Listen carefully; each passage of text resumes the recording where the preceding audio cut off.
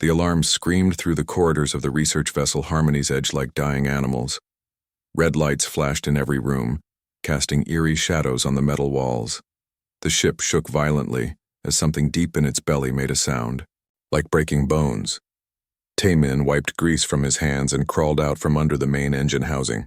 His blue maintenance uniform was covered in oil stains and his black hair stuck to his forehead with sweat.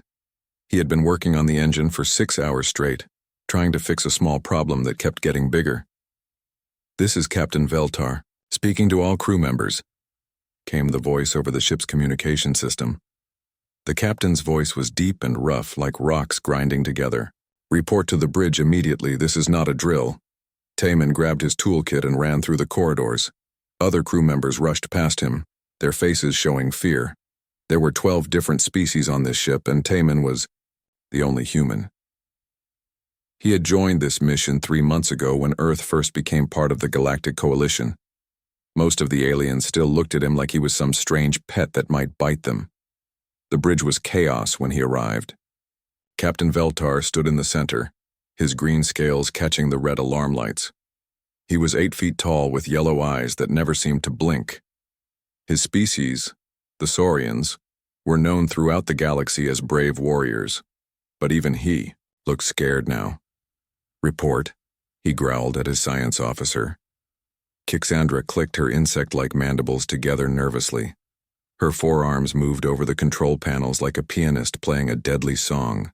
Her species, the Klaxi, were the smartest beings in the known galaxy, but intelligence meant nothing when facing certain death. "The main engine core has completely failed," she said in her buzzing voice. "We are floating dead in space in the middle of the void sector." Every alien on the bridge made sounds of fear. Some gasped, others hissed, and one small, furry creature actually fainted. Taemin looked around, confused. He had heard of the void sector but didn't understand why everyone was so afraid. "What's so bad about the void sector?" he asked. The bridge went silent. Everyone stared at him like he had just asked why fire was hot. Captain Veltar's voice was quiet and serious. "Human, the void sector is home to the most dangerous predators in the galaxy. The netherworms hunt here. They are creatures of nightmare, beings that can kill with fear alone." Taemin frowned. "What do they look like?" "Imagine your worst nightmare," said Kixandra. "Now make it 12 feet tall with claws that can cut through ship metal. Give it the ability to enter your mind and fill it with such terror that your heart stops beating. That is a netherworm." "Oh," said Taemin. "That sounds bad." The ship's computer made a soft beeping sound. On the main screen, dozens of red dots appeared, moving toward their ship like hungry sharks. "They have found us," whispered the captain. 37 netherworms approaching from all directions. "They will be here in 1 hour." Panic filled the bridge. Crew members started talking at the same time, their voices mixing into a soup of fear and desperation. "We need to restart the backup power core," shouted the chief engineer, a round alien with 6 eyes. "It will take 47 minutes to bring the engines online. That means someone has to stay behind," said Kixandra. "Someone has to manually restart the system, while the rest escape in the emergency pods." The bridge became quiet again. Everyone understood what this meant. Whoever stayed behind would be alone with the netherworms when they broke into the ship. It was a death sentence. The aliens began to argue about who should sacrifice themselves. The captain said it should be him because he was responsible for the crew. The science officer said she should stay because she understood the ship's systems best. Others volunteered for different reasons, but Taemin could see the fear in their eyes. "I'll do it," he said quietly. Nobody heard him over their arguing. "I'll do it," he said louder. The bridge went silent. Everyone stared at the small human with the messy hair and oil-stained uniform. "You?" asked Captain Veltar. "But you are just a maintenance worker. You have no experience with backup power systems." "I'm an engineer," Taemin said calmly. "I fix things. That's what I do. Besides, you all have families and important jobs. I'm just the new guy who fixes leaky pipes." "Human," said Kixandra, her voice gentle. "You do not understand. The netherworms will tear you apart. Their psychic screams will drive you insane before they even touch you. You will die in agony and terror. Taman shrugged. Maybe, but somebody has to do it, and I'm probably the least important person here. Captain Veltar walked over and put his large, clawed hand on Taman's shoulder. For the first time since Taman had known him, the captain's voice was soft. Your sacrifice will not be forgotten, human. Your species will know of your courage. The next 30 minutes passed quickly. The crew gathered their most important belongings and prepared the escape pods. Taman studied the backup power system diagrams and made sure he had all the tools he would need. As the crew prepared to leave, many of them came to say goodbye. Some shook his hand, others made gestures that meant respect in their cultures. The small furry creature that had fainted earlier gave him a lucky charm from his home planet. Why are you doing this? Asked Kixandra as she prepared to enter her escape pod. You barely know us. We are not even the same species. Taman smiled. Back on Earth, we have a saying. We're all in this together. I guess it doesn't matter what planet we're from. The escape pods launched just as the first netherworm shapes appeared on the ship's sensors. Captain Veltar's voice came over the radio one last time. Good luck, Taman of Earth. May your gods watch over you. Thanks, Taman replied. See you later. But as the pods disappeared into the darkness of space, everyone knew there would be no later for the human engineer. The netherworms were coming, and in 20 minutes they would reach the ship. Taman was alone. He picked up his toolkit, cracked his knuckles, and walked toward the engine room. He had work to do, and not much time to do it. Outside the ship, massive shadows moved. Through space, getting closer with each passing second, the hunt was about to begin. The backup power core hummed quietly in the bottom of the ship, waiting for someone to wake it up. Taman knelt beside the massive machine, his tools spread out on the floor like a surgeon's instruments. The manual was open next to him, showing step-by-step pictures of what he needed to do. Step 1. Remove the safety panels, he read aloud. His voice echoed in the empty engine room. Talking to himself was an old habit that helped him stay calm. Step 2. Connect the bypass cables to the primary junction. A loud crash came from somewhere above him. Metal screamed as something very strong tore through the ship's hull. Taman looked up at the ceiling and sighed. Well, that didn't take long. More sounds followed. Heavy footsteps that made the floor shake. Strange clicking noises like giant insects walking on metal. And underneath it all, a low humming sound that seemed to come from everywhere at once. Taman went back to his work. Step 3.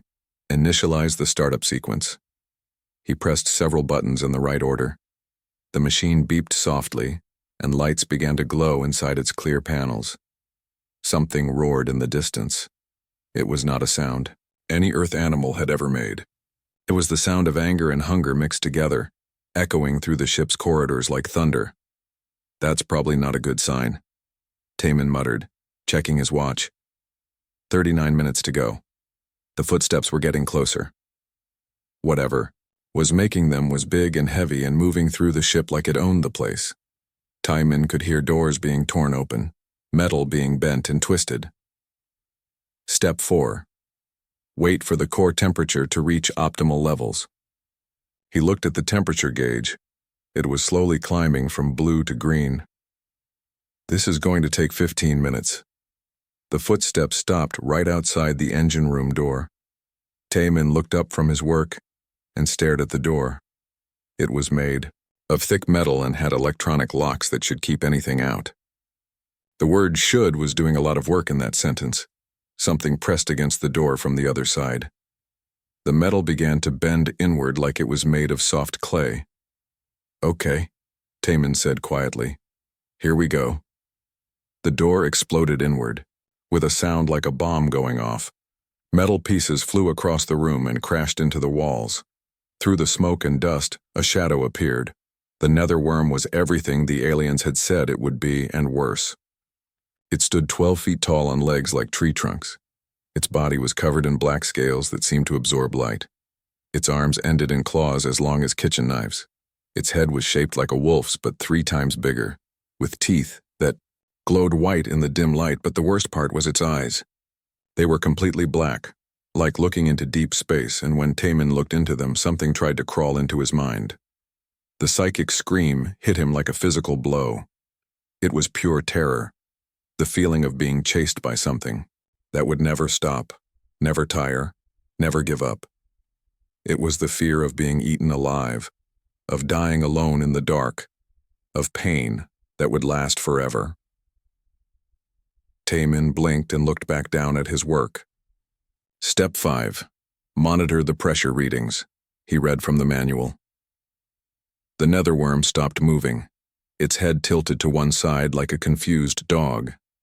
The psychic scream got louder, filling the room with waves of fear that should have killed any living thing. Taman frowned at the pressure gauge. That's a little high. Better adjust the flow regulator. He reached over and turned a small dial. The pressure dropped to normal levels. There we go. The netherworm made a sound like a question mark would sound if it could make noise. It had never encountered a creature that didn't run away screaming or curl up in a ball and wait to die. This small being was ignoring its most powerful weapon like it didn't exist. More netherworms arrived, pushing through the broken doorway like water flowing through a crack. Soon the engine room was full of monsters, all staring at the strange creature that continued to work on the machine as if they weren't there. Taman glanced up at them and smiled. "Hey there, guys. Sorry about the mess, but I'm kind of busy right now." One of the smaller netherworms moved closer, sniffing the air around him. Its psychic voice whispered in his mind, trying to find the fear that should be there. But human brains were different from other species. The parts that felt psychic fear simply didn't exist in the same way. "You hungry?" Taman asked, reaching into his pocket. He pulled out a protein bar and unwrapped it.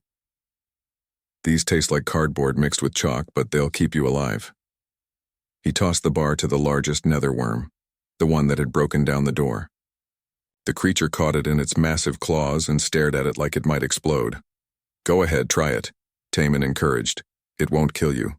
"Probably." The netherworm sniffed the protein bar, then took a small bite. Its eyes widened in surprise. The taste was strange, but not unpleasant.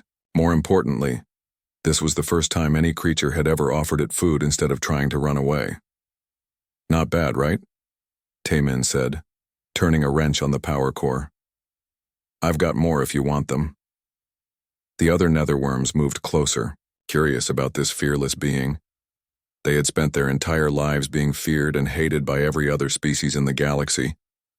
No one had ever talked to them like they were just normal people. "So what do you guys do out here in space?" Taman asked, checking the core temperature again. "Must get pretty lonely. I know the feeling. I'm usually the only human on whatever ship I'm working on." The largest netherworm made a deep rumbling sound that might have been communication. Taman nodded as if he understood perfectly. "Yeah, I bet that's tough. People see how you look and they make assumptions, right? Same thing happens to humans. Sometimes, we're new to this whole galactic community thing, so everyone thinks we're weak or stupid." He pulled out another protein bar and took a bite. "Want to know a secret? Most of the time, the scariest looking people are actually the nicest ones. They just need someone to give them a chance." The netherworms looked at each other with something that might have been confusion. This conversation was unlike anything in their experience. Usually by this point, their victims would be dead from fear. Step 6. Engage the primary startup sequence. Taman read from the manual. He pressed a series of buttons and the power core began to glow brighter.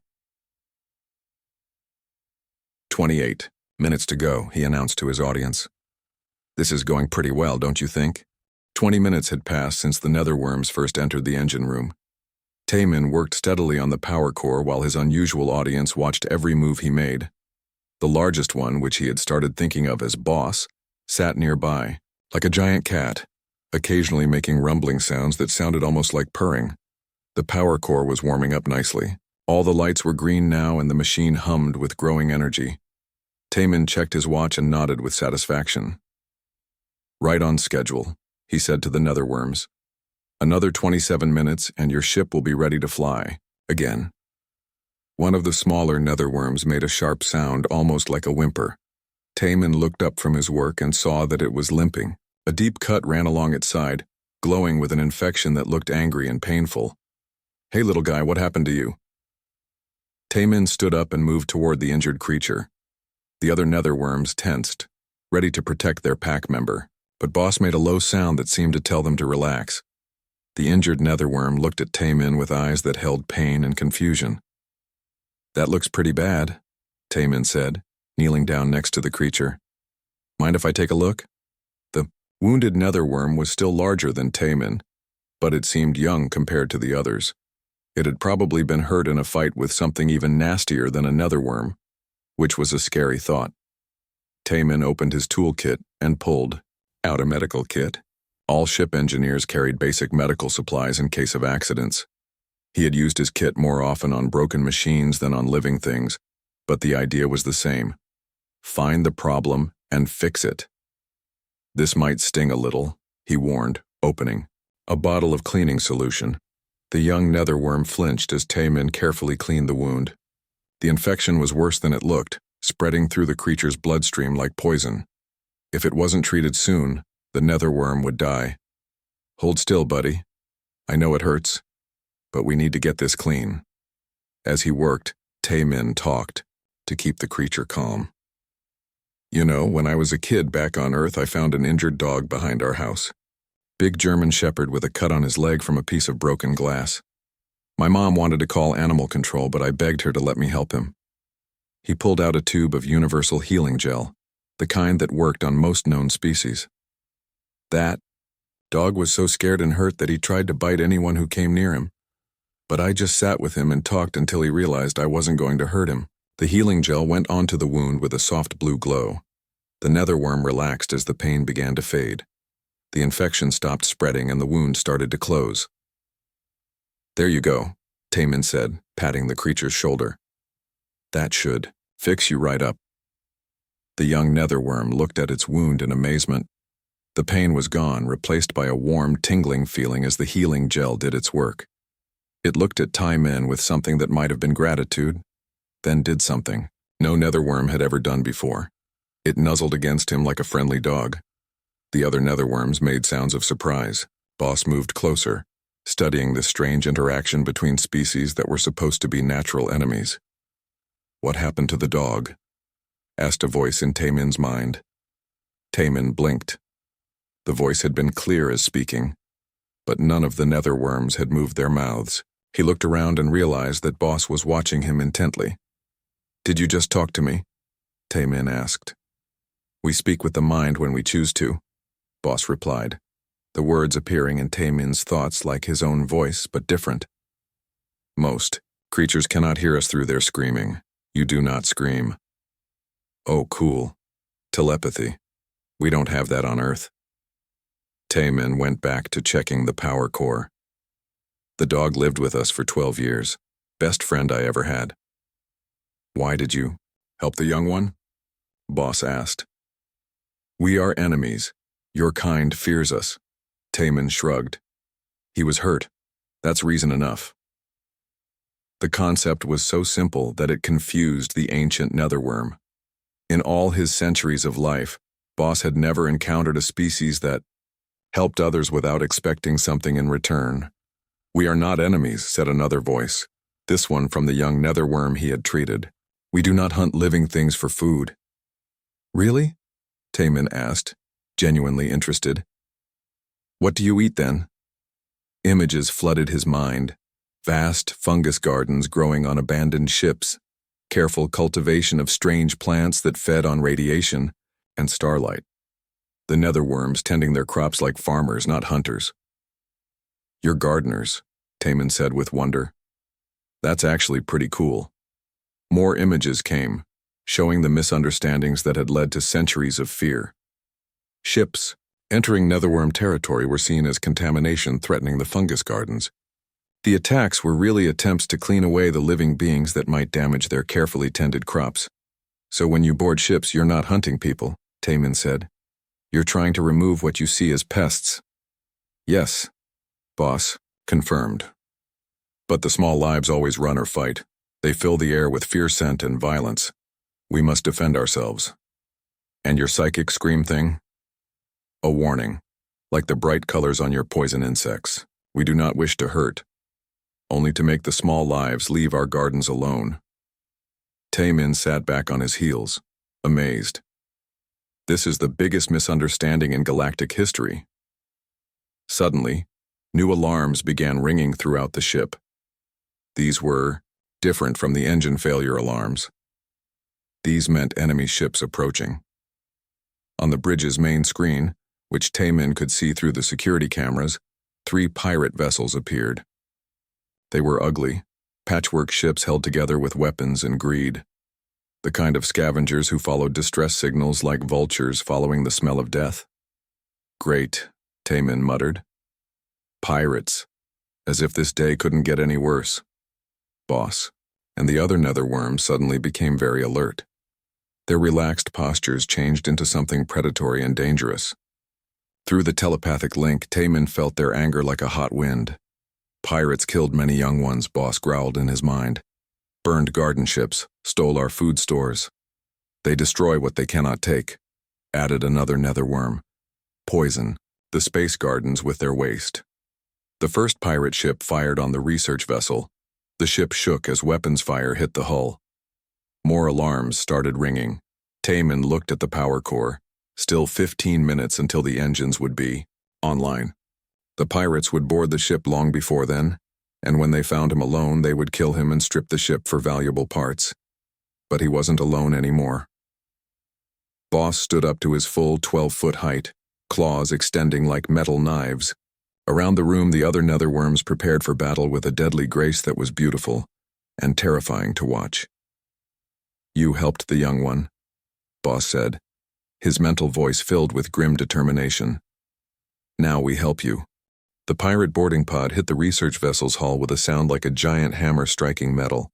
Sparks flew as the cutting tools began slicing through the outer door, and the smell of burning metal filled the corridors. In the engine room, Taemin continued working on the power core, while the netherworms arranged themselves around him like bodyguards. Boss positioned himself near the doorway, his massive form ready to meet any threat. The others spread out through the room, their claws gleaming in the light.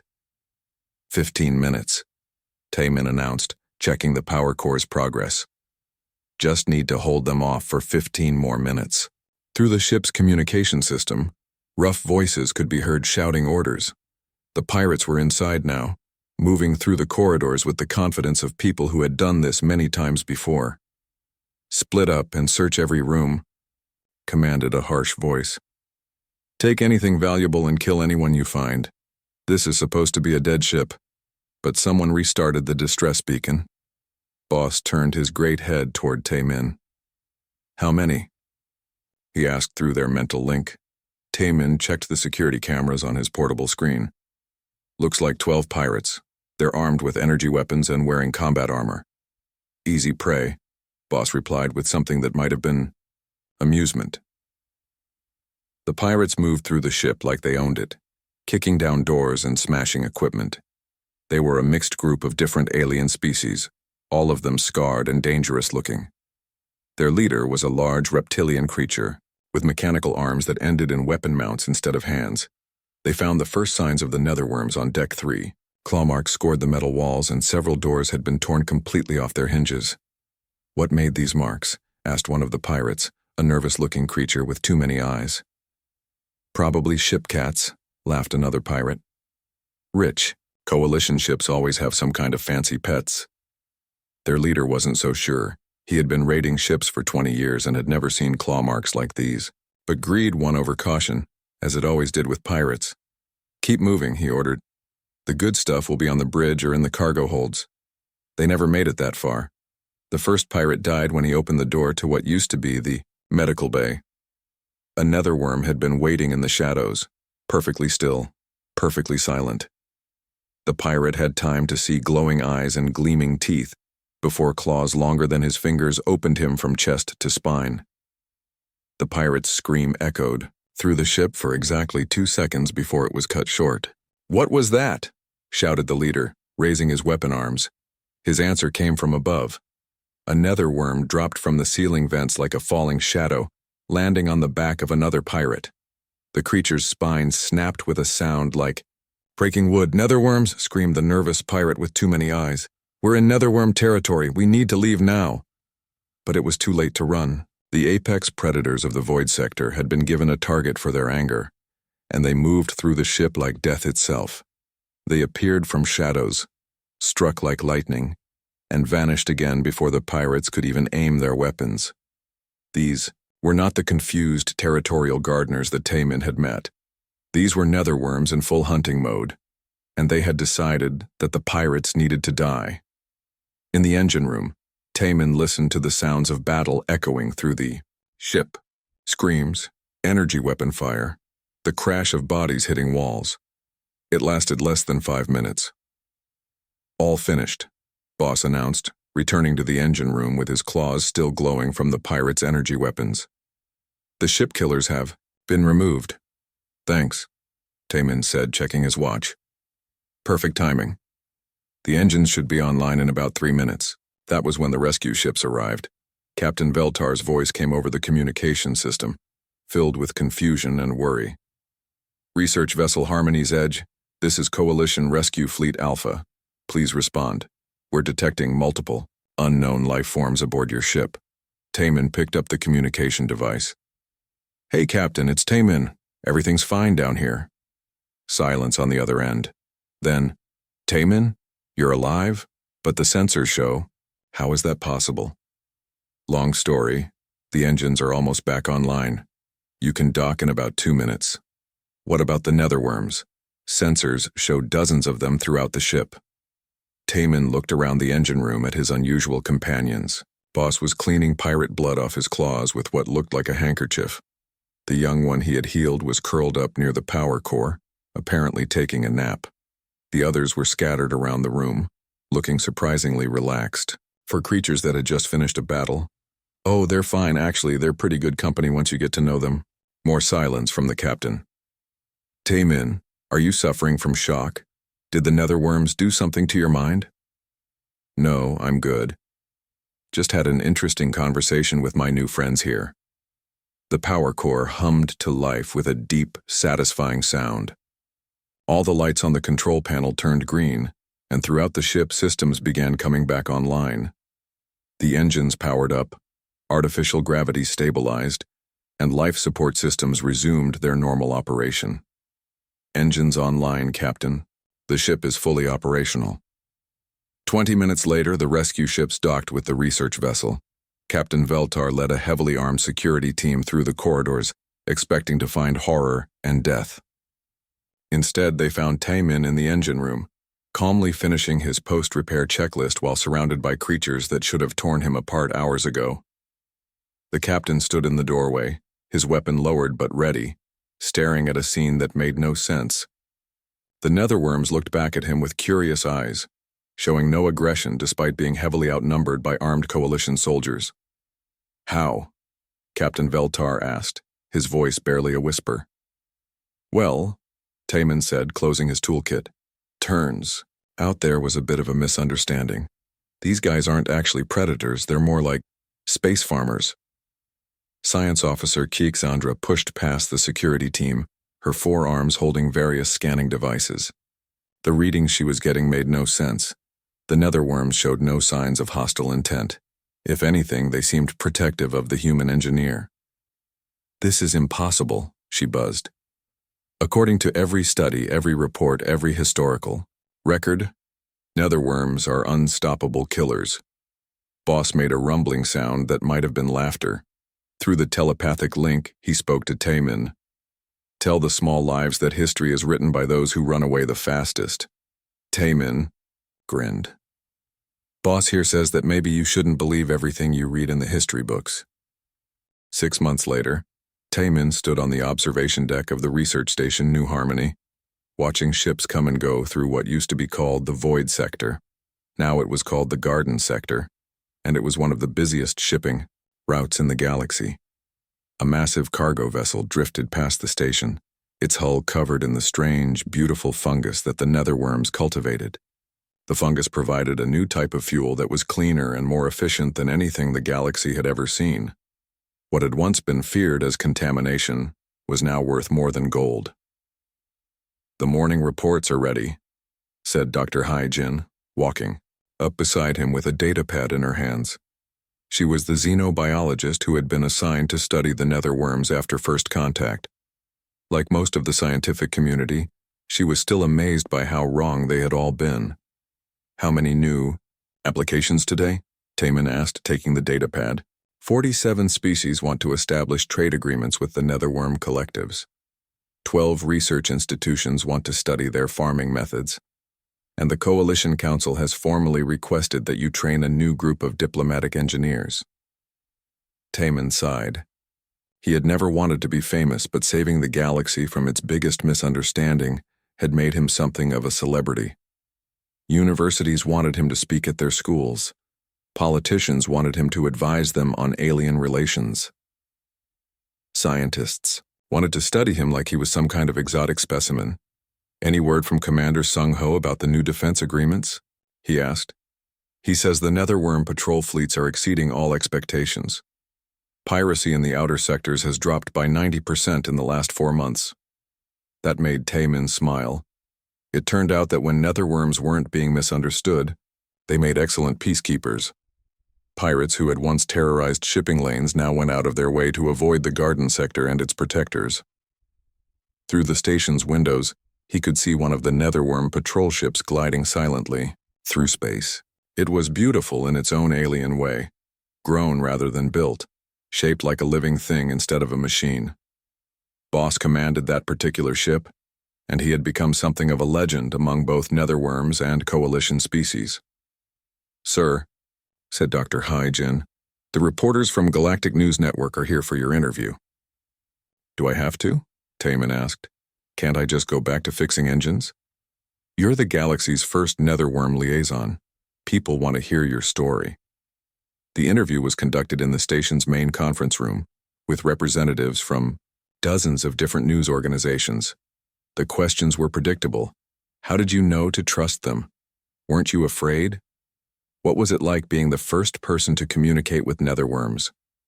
Taemin answered as honestly as he could, trying to explain that he hadn't done anything special. He had just treated the netherworms like people instead of monsters, and they had responded the way any intelligent beings would when shown kindness instead of fear. "But surely you must have realized the danger you were in," insisted a reporter, with silver skin and 4 mouths. "These were creatures that had terrorized the galaxy for thousands of years." "That's exactly the problem," Taemin replied. "Everyone was so busy being afraid that nobody ever tried to understand what was really happening. Fear makes people stupid." "Are you saying that the entire galactic community was wrong for thousands of years?" "Not wrong exactly. Just incomplete. We saw what we expected to see instead of what was actually there." After the interview, Taemin walked to his favorite place on the station, the observation lounge where he had first met with Boss after the rescue. The room had been specially modified with a higher ceiling and stronger furniture to accommodate netherworm visitors. Boss was there waiting for him, along with the young netherworm whose wound Taemin had treated. The youngster had grown considerably in the past 6 months and now served as Boss's second-in-command. The new speakers asked the same questions. Boss observed through their mental link. "Every time," Taemin agreed, settling into his chair. "They want to understand how this happened, but they're asking the wrong questions." What should they ask? Taemin thought about it. Maybe they should ask why it took so long for someone to try talking instead of running away. The young netherworm, who had chosen the name Keeper in Coalition Standard, made a sound that was their species' equivalent of laughter. "The small lives are very good at running away." "Hey, humans run away too," Taemin protested. "We just usually run toward problems instead of away from them. It's a weird evolutionary quirk." Through the window they watched another ship dock with the station. This one carried a delegation of Saurians who wanted to learn about netherworm engineering techniques. The fear and suspicion that had defined interspecies relations for millennia was slowly being replaced by curiosity and cooperation. "I received," A message from the Coalition Council today, boss said. They want to create a new category of diplomatic officer. They're calling them cultural bridge engineers. That sounds like a fancy way of saying people who fix misunderstandings, Taemin replied. They want you to head the program. Taemin was quiet for a long moment. The offer was tempting, but he knew what would happen if he accepted. He would spend the rest of his life in meetings and ceremonies celebrated as the human who had changed everything. But that wasn't who he was. What do you think I should do? He asked his friends. Boss tilted his massive head considering the question. You are an engineer. Engineers fix what is broken. The galaxy has many broken things that need fixing. But I like fixing engines, Taemin said. Engines make sense. They do what they're supposed to do, and when they break, you can figure out why and fix them. People are more complicated. Perhaps, said Keeper, but the principle is the same. When something does not work as expected, you do not blame the machine. You check your assumptions. Taemin smiled. Those were almost the exact words he had used with reporters when they asked how he had known to trust the netherworms. The galaxy left a human with what they thought was a deadly predator, he said, remembering the headlines from 6 months ago. Something went very wrong with their assumptions. And something went very right with yours, Boss added. Outside the window, ships from a dozen different species moved through space in peaceful formation.